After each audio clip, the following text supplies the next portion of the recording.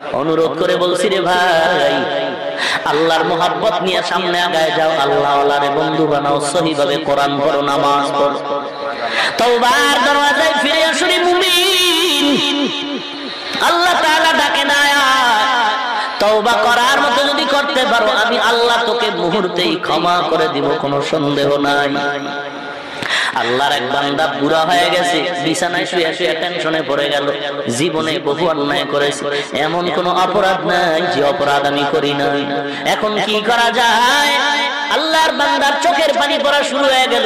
এলাকার মানুষ আমাকে পেছনে পেছনে গালি দেয়, আমার মতো খারাপ মানুষ আর কেউ নাই, এই বদনাম নিয়ে আমি কবরে যাইব না, কলঙ্ক মুক্ত জীবন নিয়ে কিভাবে বাঁচা যায়? আল্লাহর বান্দা চিন্তা করে করে দৌড়ায় চলে গেল মসজিদের ইমাম সাহেবের কাছে। ইমাম সাহেব আমাকে একটু পরামর্শ দেন। ইমাম বলে, রে আল্লাহর গোলাম, আল্লাহ তওবার দরওয়াজা খুলে রাখছে, তুমি তওবা করো, আল্লাহ তোমাকে maaf করে দিবে। তবে তওবার টাইম শুনে নাও, 24টা ঘন্টা বান্দা আল্লাহকে ডাকে, তবে এমন একটা সময় আছে যেই সময় বান্দা আল্লাহকে ডাকে না, বরং আল্লাহ তার বান্দাকে ডাকে। অতি গভীর হয় রজনী যখন, নীরবে প্রভুর নাম জপিও তখন, প্রভুর করুণা যদি পাইবারে চাও, প্রভুর করুণা যদি পাইবারে চাও, গভীর রাতে উঠে প্রভুর গুণগান গাও, গভীর রাতে উঠে প্রভুর গুণগান গাও। আল্লাহর বান্দা ইমামের পরামর্শ নিয়ে বাড়ি চলে গেল। বাড়ি যাওয়ার পরে গভীর রাতে আল্লাহর দরবারে ওযু বানায় সিজদায় পড়ে কান্না করে, হে মালিক, তোমার জাহান্নামের আসামি তোমার দরওয়াজায় ফিরে আসছে, তুমি maaf করে দাও। কিছুক্ষণ আল্লাহর বান্দা কান্নার মধ্যে আওয়াজ, গাইবি আওয়াজ, ওরে বান্দা এখন আর কান্না করে লাভ নাই, তোমার নাম এখন জাহান্নামীদের খাতায় লেখা হয়ে গেছে। আল্লাহর বান্দা কান্না বন্ধ করে না। কিছুক্ষণ পরে বিবি সাহেবা ডেকে বলেন, ও স্বামী আমার, গাইবি আওয়াজ, তোমার নাম নাকি জাহান্নামীদের খাতায় লেখা হয়ে গেল, এখন আবার কান্না করো কেন?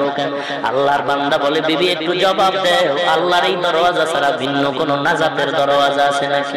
বলে, না না, এই দরওয়াজা ছাড়া আর কোন দরওয়াজা নাই। বলে, তাহলে আমি যেহেতু দরওয়াজায় আসছি আর ফিরিয়া যাব না, কান্না করা আমার কাজ, কবুল করার মালিক আমার আল্লাহ। আল্লাহর বান্দা কথা বলে আবার জোর দাঁড়ায় কান্না শুরু করলেন। এমন কান্না, এক পর্যায়ে আবার গাইবি আওয়াজ, ও বুড়ার কাঁদবি না, তোর নাম এখন জান্নাতি মেহমানের খাতায় লেখা হয়ে গেছে। এরা যুবক, পর্দার অন্তরালের মা ও বৃদ্ধ বাবাজিরা, আমি হাফিজুর রহমানের মা, একজন মা, আপনারাও সন্তানের মা, আমার বাবাও একজন বাবা, আপনারাও সন্তানের বাবা। এরে যুবক, আমিও তোমার মতো একটা যুবক সন্তান। ও মা ও বাবারা, মনটা কি চায় না একজন আলেমের মা বাবা হয়ে কবরে যাবে? মনে কি চায় না একজন হাফেজে কোরআনের মা বাবা হয়ে কবরে যাবে? ও আল্লাহর গোলাম, কোরআনের দ্বারা আমাদের সম্মান মোটেও কমে নাই। অনেকে মনে করে মাদ্রাসায় পড়ায় লাভ নাই, চাকরি পাওয়া যাবে না, না খায়া বুঝি মরবে। এমন একটা বাঘের বাচ্চা দাঁড়ায় পড়লে বলো, মাদ্রাসায় ন্যূনতম কোরআন শরীফ যারা পড়ছে না খায়া ভিক্ষা করে, এমন একটা প্রমাণ যদি দাও, আমি কালকে মাদ্রাসার বিরুদ্ধে নতুন বয়ান শুরু করব। না রে বাবা না, আল্লাহর মোহাব্বত নিয়ে বলি, হিংসা না। আজকে দেখো সার্টিফিকেটের আশায় যারা পড়ছে, অনেক সার্টিফিকেট নিয়ে বটগাছতলা বয়ে কান্না করে, কেউ রিক্সা পর্যন্ত চালায়। রিক্সা চালানোটা আমি খারাপ মনে করি না, তবে সার্টিফিকেটের মান কোথায় গেল চিন্তা করা দরকার। আর আল্লাহ তাআলা কোরআনওয়ালাকে, টুপিওয়ালাকে, নবীর আদর্শওয়ালাকে এত সম্মান দান করেছেন, বাংলাদেশ কেন বলবো পৃথিবীর 1 নম্বরের ধনীর খবর নাও, টুপিওয়ালাদের মতোই ধনী লোকটাও শান্তিতে না। শান্তি দেওয়ার মালিককে অনুরোধ করে বলি, রে মুমিন, মুসলমানের ঘরে জন্ম নিয়ে টেনশন করো, টুপি যদি পরি কি না জানি হয়ে যায়। আমরা টুপি মাথায় দিয়ে জীবনের অর্ধেক কাটায় গেলাম, কিছুই তো হলো না। তুমি মুসলমান হয়ে টেনশন করো, দাড়িটা লম্বা করলে কি না জানি হয়। আমরা দাড়ি টুপি নিয়ে লম্বা জামা নিয়ে জীবন চালায় গেলাম, কিছুই তো হলো না। একেবারে যে কিছু হয় না তা না, হয়েছে হয়েছে। এত সম্মান আল্লাহ দিয়েছেন, দুনিয়ার কোটিপতি এত সম্মান পায় না। সম্মান দেওয়ার মালিক কে? ওরে মুসলমান নবীর উম্মত, আল্লাহ তাআলা এত সম্মান দান করেছেন। এরে যুবক, তুমি মুসলমানের ঘরে জন্ম নিয়া নবীর আদর্শ পালনে টেনশন করো, অথচ বেঈমানের ঘরে জন্ম নিয়া ভারতের সন্তান শিব শক্তি স্বরূপজি কালেমার পতাকায় ঢুকতে কোনো টেনশন করলো না। তুমি কত বড় হতভাগা বদকিসমত, তুমি মুসলমানের ঘরে জন্ম নিয়া নবীর আদর্শের পরিবর্তে টেনশন করো, অথচ বেঈমানের ঘরে জন্ম নেওয়া আমেরিকার বৈজ্ঞানিক নীল আর্মস্ট্রং মাইকেল কলিন্স কালেমার চাঁদের ছবি দিয়া চাঁদের গায়ের ফাটল দেখে নবীর আদর্শ গ্রহণের টেনশন করলো না। তুমি মুসলমানের ঘরে জন্ম নিয়ে নবীর আদর্শের দাড়িটা রাখতে টেনশন করো, অথচ বেঈমানের ঘরে জন্ম নিয়ে তাকায় দেখো মোহাম্মদ আলী কেলে শেখ আহমদ দিদার নবীর আদর্শ গ্রহণের টেনশন করলো না। পাকিস্তানের পপ শিল্পী জুনায়েদ জামশেদ, ইন্টারনেট এখনো সার্চ দাও, জুনায়েদ জামশেদ পপ শিল্পী, একটা গান গাইলে কোটি রুপি তার হাদিয়া হলো। কয়েকদিন আগে বিমান দুর্ঘটনায় টোটাল ফ্যামিলি সহ শাহাদাতের পেয়ালা দিয়া চলে গেল। চেহারা দিয়ে তাকাও, কালেমার পতাকায় যখন চলে আসলো, এখন যদি ছবি তাকাও সেই পপ গানের চেহারাও দেখো, ইন্টারনেটে তার এখন টুপিওয়ালাও ছবি দেখো, মনে হয় যেন পাকিস্তানের একজন বড় বুজুর্গের চেহারা। এর যুবক, তুই পা দুটো আগে দে, তোর পায়ে হাত রেখে বলছি, দাড়ি কেটে নবীরে কাঁদায় না, নামাজ বাদ দিয়ে নবীরে কাঁদায় না। রে যুবক, কোরআন সত্য, গুনাহগারের জন্য জাহান্নাম আল্লাহ বানায় রাখছেন। কোন দিন তুমি দুনিয়া থেকে চলে যাইবা বলা যায় না। ছেলেটা পরীক্ষা দিল, রেজাল্ট বের হওয়ার আগেই মারা গেল, প্রমাণ নাই। এরে যুবক, বিদেশে যাওয়ার টাকা জমা দিল, ফ্লাইট হওয়ার আগেই মারা গেল। এরে আল্লাহর বান্দা, কিসের মাঝখানে কিছুই না। আজকে তুমি মনে করতেছো হুজুর গো কোনো দাম নাই, তোমার একটা টেলিফোনে যত মূল্য মনে করো, আমি হাফিজুর রহমানের টেলিফোনে তোমার থেকে 1000 গুণ বেশি মূল্য। তুমি আমার কাছে আসো, দেখায় দে। তুমি এমপি সাহেবকে 10 বার মোবাইল করবে, একবার ব্যাক করবে কিনা জানা নাই, আর আমি একবার মিস কল দিলে ব্যাকটা কইরা বলবে হুজুর বড় ব্যস্ত ছিলাম, মাফ চাই। এটা টাকা দিয়ে কিনেছি না, এটা আল্লাহ প্রদত্ত সম্মান। আপনাদের এই আসনের এমপি কে আমি জানি না, চিনিও না, আপনার সাথে বড় গুড সম্পর্ক, চলেন আমাকে নিয়ে চলে। আপনার মহব্বতের এমপির সামনে আপনি যাবেন, 10 বার সালাম দিবেন, একবার জবাব পাবেন কিনা আমার সন্দেহ। আর আমাকে নিয়ে চলেন, আমি চিনি না, সেও আমাকে চিনি না, চলেন আমাকে নিয়ে চলেন। এমপি সাহেবকে আমি সালাম দেওয়ার আগে তিনি আমাকে সালাম দিয়ে দিবে। এটা নবীর আদর্শের সম্মান। হেরে যুবক, মদিনাওয়ালা নবীর আদর্শের আকর্ষণ। অনুরোধ করে বলছি, পায়ে হাত রেখে বলি, নবীর আর কাঁদায় না। রিজিকের মালিক আল্লাহ, সম্মানের মালিক আল্লাহ। তওবার জন্য তৈরি হয়ে যাও। গলায় ছুরি আসবে, মরে যাবো, দাড়ি কাটবো না, নামাজ ছাড়বো না, বেপরদায় চলবো না, সহিভাবে কোরআন পড়বো, একজন কান্নাওয়ালা বুজুর্গের মুরব্বী হিসেবে বানায়া চলবো। অনুরোধ করি রে ভাই, জীবনে বহু মাস্তানি করলাম, কত বড় বড় মাস্তান চলে গেল, সব এক এক করে চলে গেল। ও নবীর উম্মতের দল, একদিন তুমি আমিও চলে যাবো। এই ময়দানে বয়ান চলতেছে, চলবে, গত বছরও চলছে, অনেকেই ময়দানে গত বছর ছিল, আজকে তারা নাই, বিয়োগ হয়ে গেছে।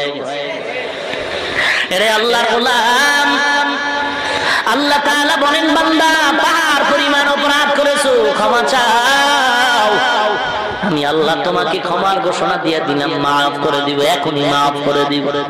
আর যদি মাস্তানি করে তওবা না করে কবরে যাও, আমার মায়ার নবী হাদিসের দ্বারা জাহান্নামের আযাবের কথা বলছেন, আল কবরু রাউযাতুম মিন রিয়াজিল জান্নাহ ওয়া হুফরাতুম মিন হুফারিন নার।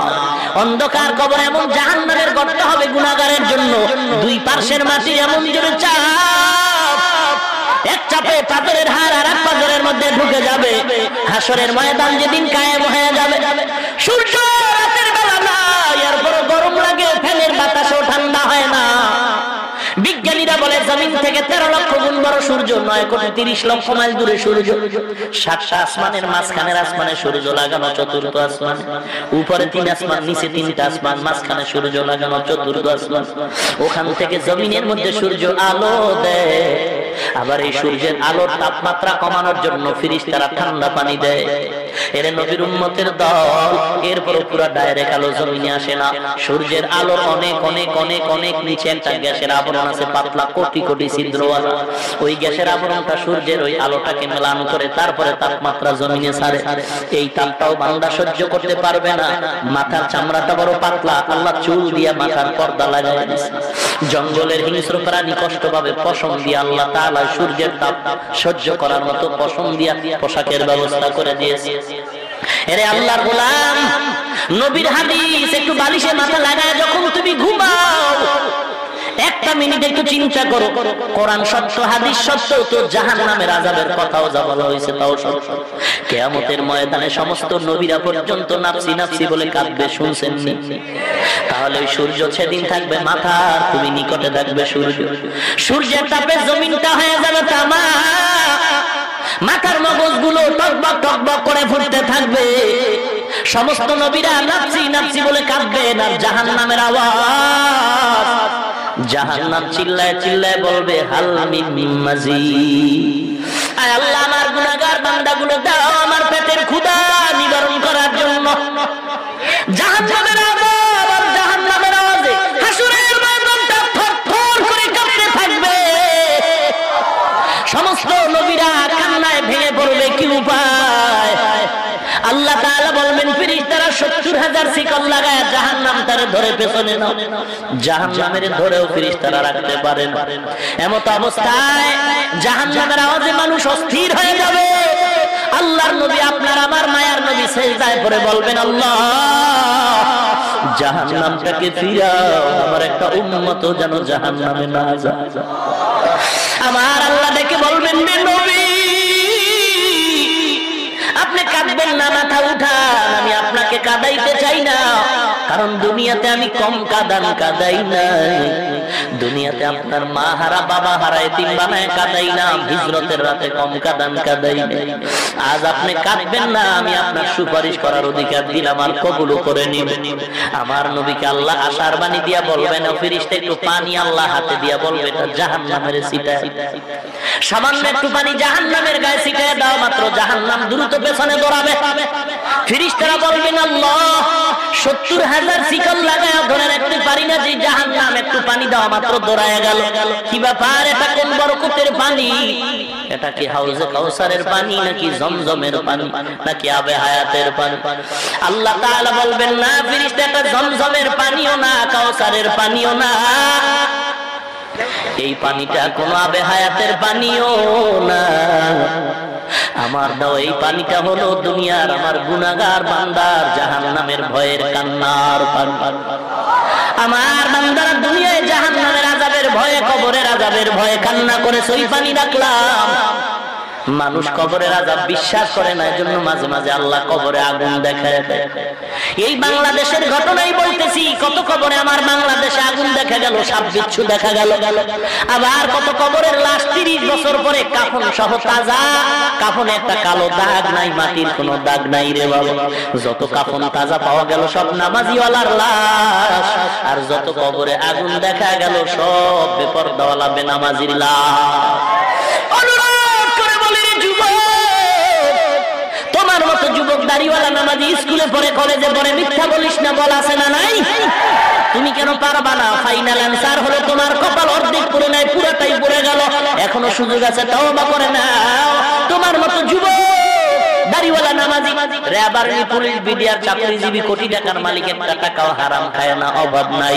তোমার মতো যুবক দাড়িওয়ালা নামাজি ড্রাইভারি করে, শ্রমিকের কাজ করে, কৃষি কাজ করে, অভাব নাই। তুমি কেন পারবা না? কপাল তোমার পড়ে গেল। অনুরোধ করে বলি, তওবা করে নাও। আল্লাহ জীবন চলে যায় যাক, গলায় যদি ছুরিও লাগে নবীকে কাঁদাবো না, আল্লাহ তোমার বিরোধিতা করবো না। আজকে থেকে আমি জাহান্নামের ভয়ের জন্য রেডি হয়ে গেলাম। আমি ওই কবরের আযাব সহ্য করতে পারবো না। আমার বুড়া হওয়ার আগেও মরতে পারি, বিয়ে করার আগেও মরতে পারি। আল্লাহ তুমি আমাকে মাফ করে দাও।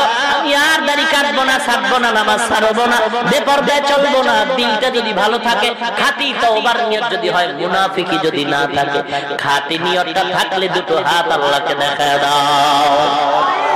আয় আল্লাহ হাতগুলো কবুল করে নেন, দাড়িওয়ালা নামাজি বানায় দেন, সুন্নতের আমলওয়ালা আশিক বানায় দেন। আয় আল্লাহ আমাদের তওবা তওবা কবুল করে নেন, তওবার উপরে মজবুত হয়ে চলার তৌফিক দান করেন আল্লাহ।